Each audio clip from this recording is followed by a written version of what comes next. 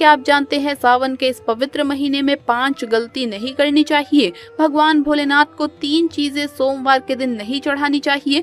साथ ही साथ 3 महिलाओं को सावन का व्रत कभी भी नहीं रखना चाहिए, घोर पाप माना जाता है, घर हो जाता है बर्बाद। तो आइए जानते हैं दोस्तों सावन के महीने में व्रत विधि और शिवलिंग पूजा कैसे करें और क्या क्या गलतियां नहीं करनी चाहिए। चलिए आपको ये बता दें, लेकिन उससे पहले आपसे रिक्वेस्ट है कि वीडियो को लाइक करें, अपने दोस्तों के साथ शेयर करें और अगर आपने अभी तक चैनल को सब्सक्राइब नहीं किया है तो सब्सक्राइब करके बेल आइकन जरूर प्रेस कर लें। सावन के महीने का समापन 19 अगस्त 2024 को होगा। रक्षाबंधन का त्योहार भी इसी दिन मनाया जाएगा, यानी कि 19 अगस्त को ही मनाया जाएगा। इस बार सावन के महीने में 5 सोमवार पड़ेंगे जो बेहद शुभ माने जाते हैं और इस बार कुछ ऐसे शुभ योगों का संयोग बन रहा है। 22 जुलाई को सावन के आरंभ होते ही प्रातः 5:37 से रात्रि 10:21 तक सर्वार्थ सिद्धि योग का निर्माण हो रहा है। वहीं प्रीति योग जो 21 जुलाई को रात्रि 9:11 पर शुरू होगा और 22 जुलाई को शाम 5:58 पर समाप्त होगा। तीसरा योग आयुष्मान योग है जो कि 5:58 से आरंभ होकर 23 जुलाई को दोपहर 2:36 पर समाप्त होगा। आइए जानते हैं सावन सोमवार की तिथियां। 22 जुलाई 2024 को पहला सोमवार पड़ेगा।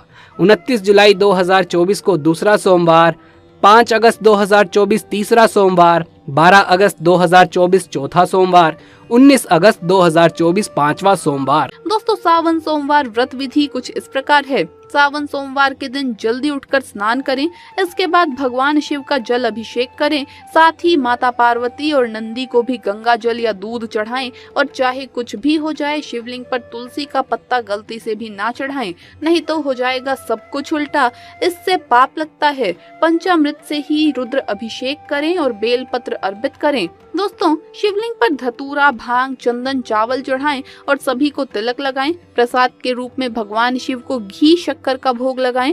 धूप दीप से गणेश जी की आरती करें और आखिर में भगवान शिव की आरती करें और प्रसाद बांटें। दोस्तों सावन में कौन कौन सी गलतियां करने से शिव नाराज होते हैं, आइए ये भी जान लें।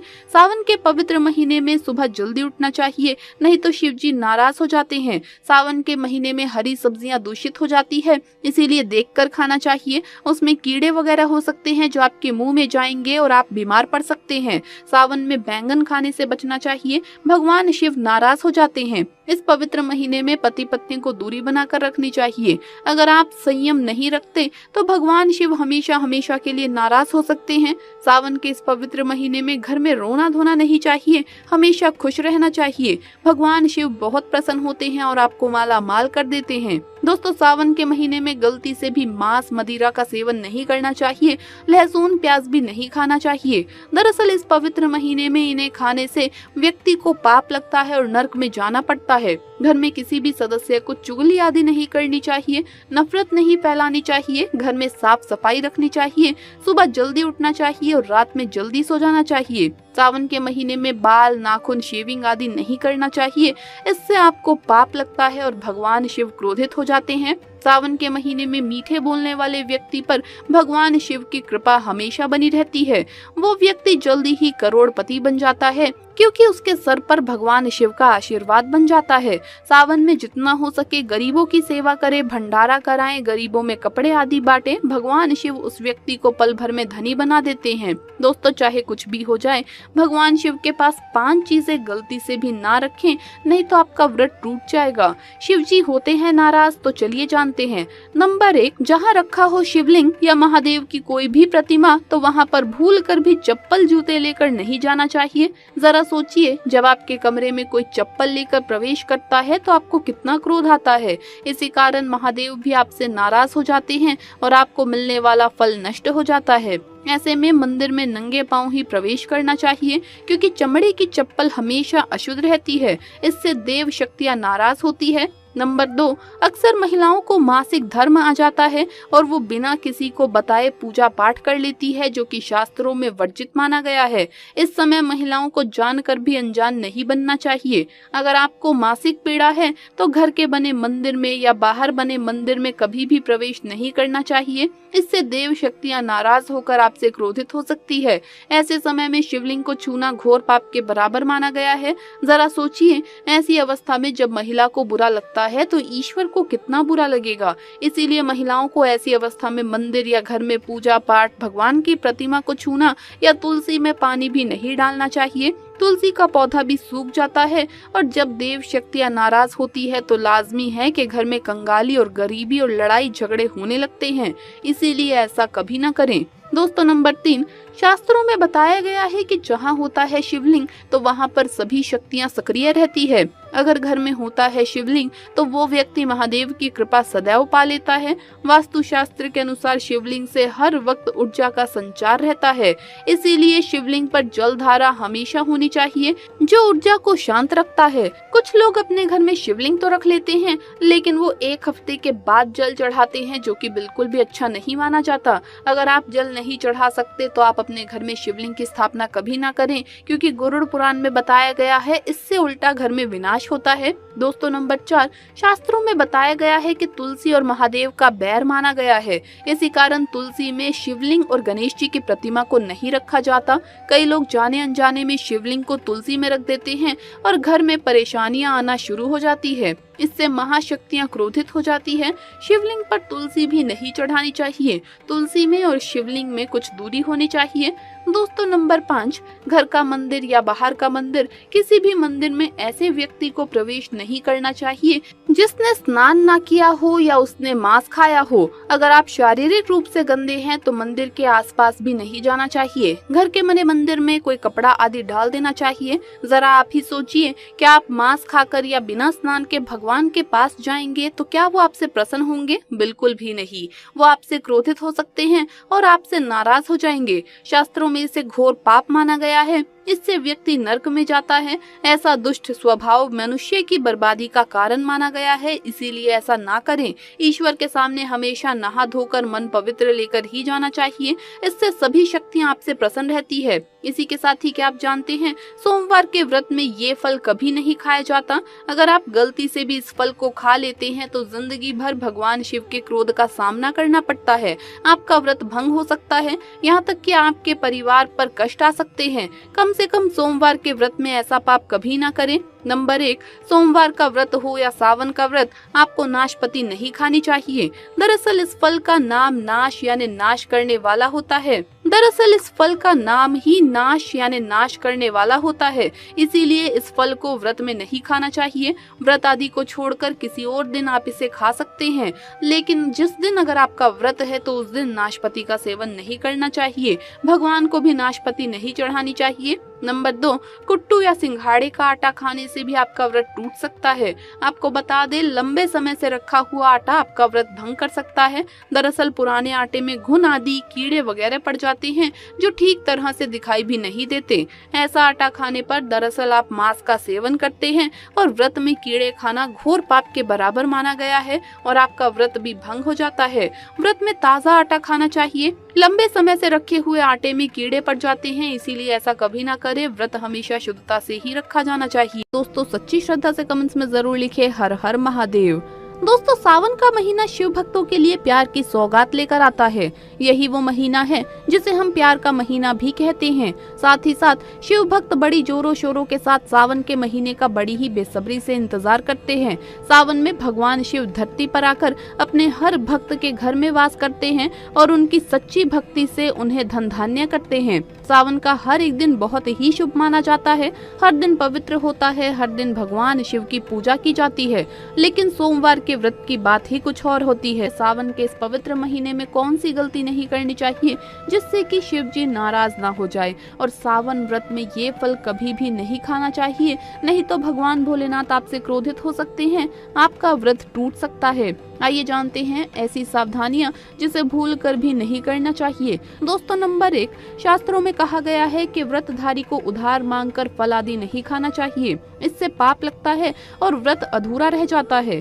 सोमवार का व्रत हो या कोई भी व्रत क्यों ना हो, पड़ोसियों से मांगकर व्रत आदि में फल आदि नहीं खाना चाहिए। व्रत में उधार मांगकर खाने से व्यक्ति का व्रत झूठा हो जाता है। ईश्वर की शरण में आने पर व्यक्ति को झूठ नहीं बोलना चाहिए, कर्ज नहीं लेना चाहिए। चुगली आदि नहीं करना चाहिए, उधार मांगकर भी नहीं खाना चाहिए। अगर आपको कोई अपनी मर्जी से खाने के लिए व्रत में कुछ देता है तो उसे आप खा सकते हैं, लेकिन व्रत में कम से कम उधार मांगकर फल आदि नहीं खाना चाहिए।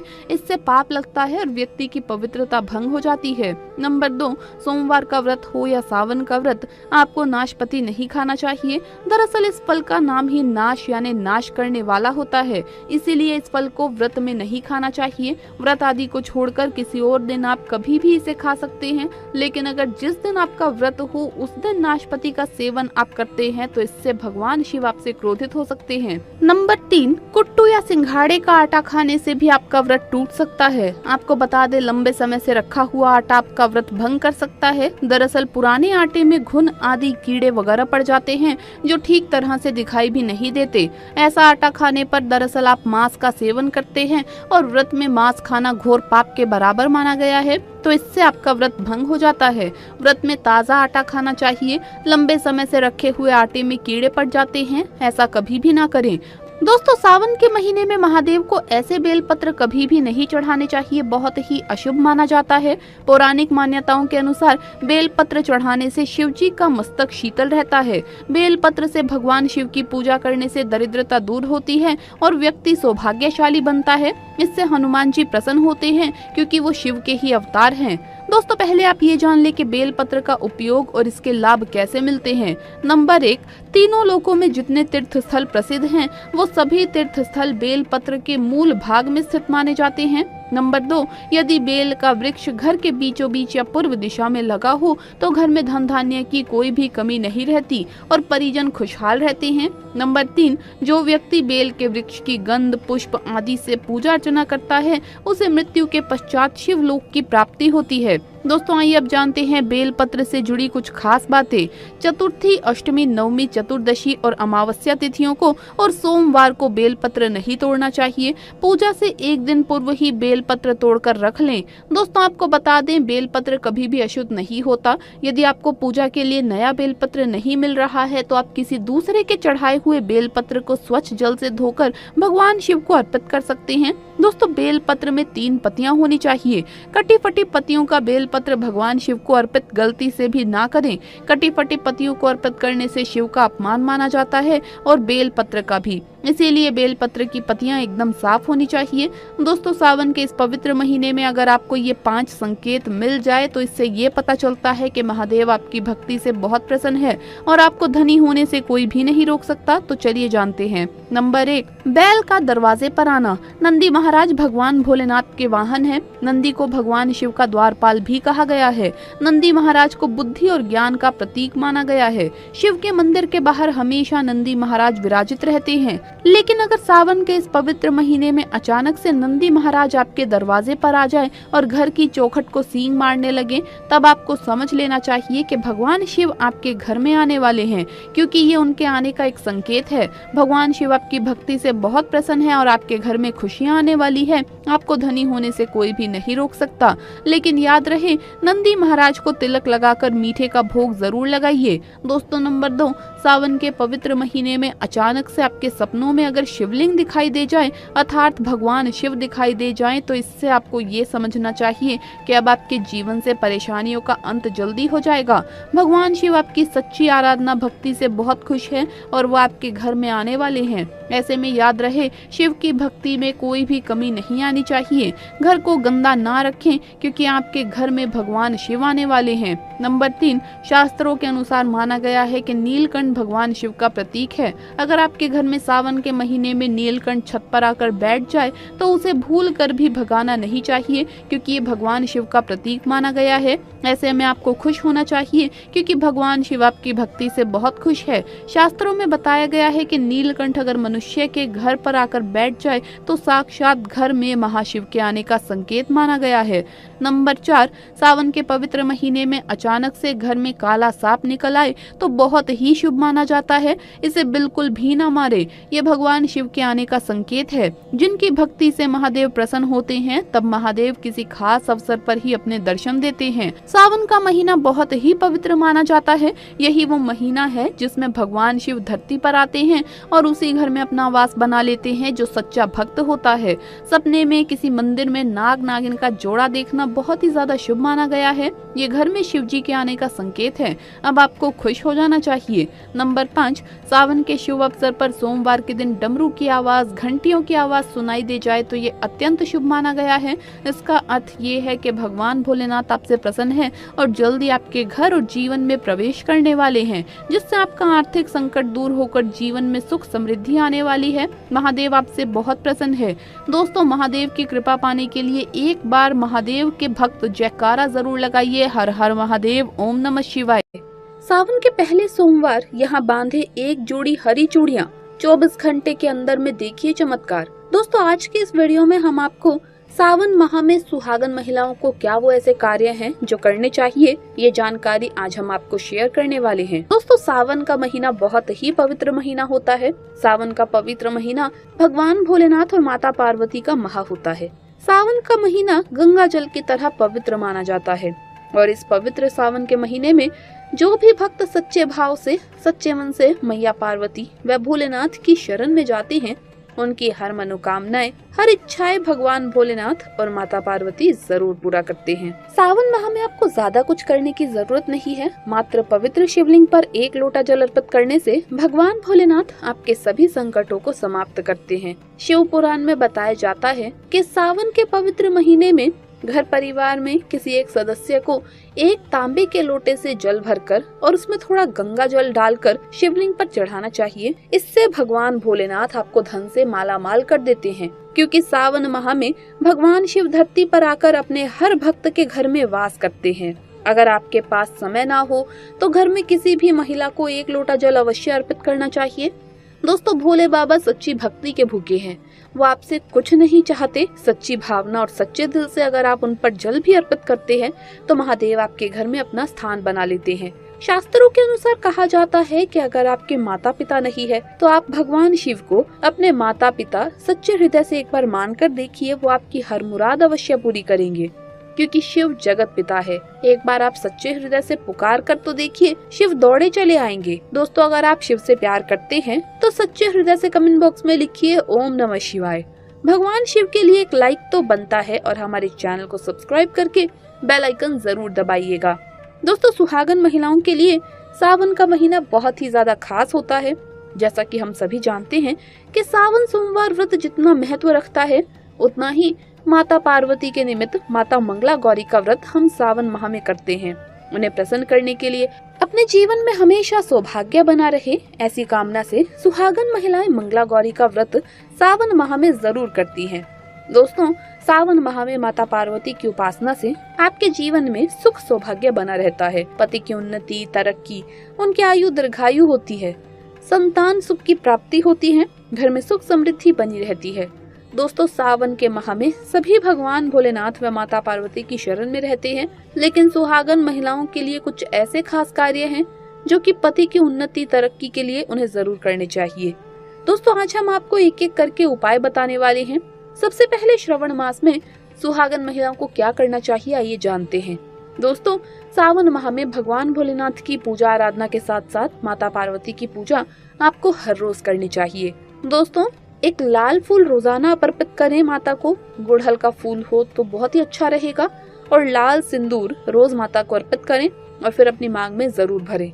ये कार्य आपको करना ही करना है। ये उपाय सभी के लिए है। दोस्तों, आइए जानते हैं दूसरा कार्य।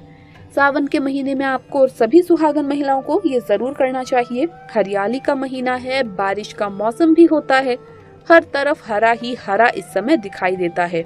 यानी साफ साफ कहा जाए तो इस मौसम को प्यार का महीना भी कहा जाता है।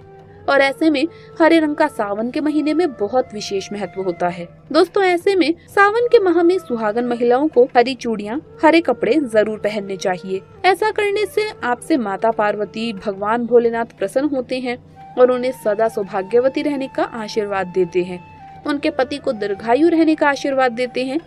दोस्तों, इसीलिए आपको सावन के महीने में हरे रंग का उपयोग जरूर करना चाहिए। चूड़ियों में करें, कपड़ों में करें, पर हरे रंग का इस्तेमाल जरूर करें। ऐसे में आप भगवा रंग भी पहन सकते हैं। लाल, पीला, हरा, गुलाबी तथा लाल रंग बहुत ही शुभ और पवित्र माना जाता है। इससे माता पार्वती अति प्रसन्न होती है। लेकिन याद रहे, सावन के महीने में काला वस्त्र तथा सफेद रंग का कपड़ा सुहागन महिलाओं को नहीं पहनना चाहिए। सुहागन महिलाओं के लिए ये रंग अशुभ माना जाता है। दोस्तों, तीसरा कार्य, सावन के महीने में किसी भी सुहागन महिला का गला खाली नहीं रहना चाहिए।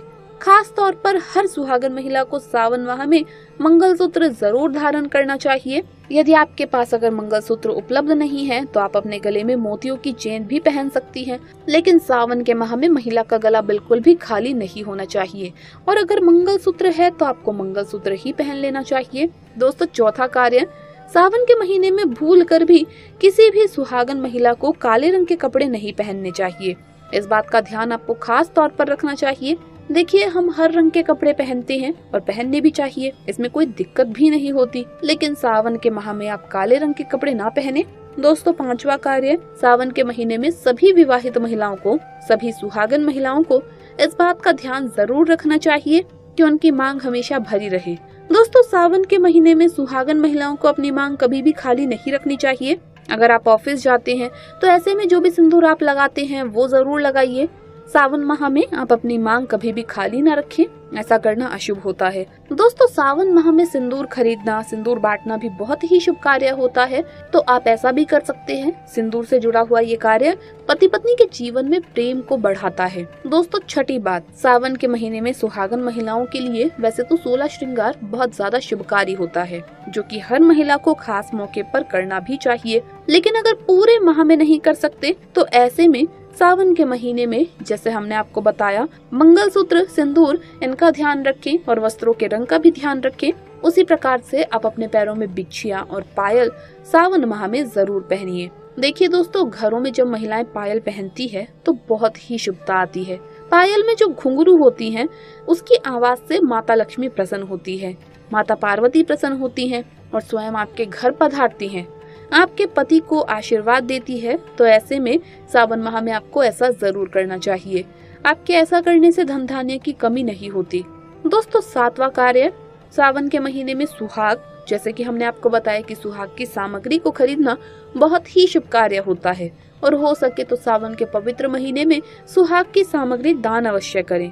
लेकिन याद रहे, अपने खुद का मेकअप का कभी भी सामान किसी को दान ना करें। दोस्तों, आठवां, सावन के महीने में मेहंदी। सावन के महीने में हर विवाहित महिला को, बल्कि सभी को, हाथों पर मेहंदी तो कुंवारी कन्याओं को भी जरूर लगानी चाहिए।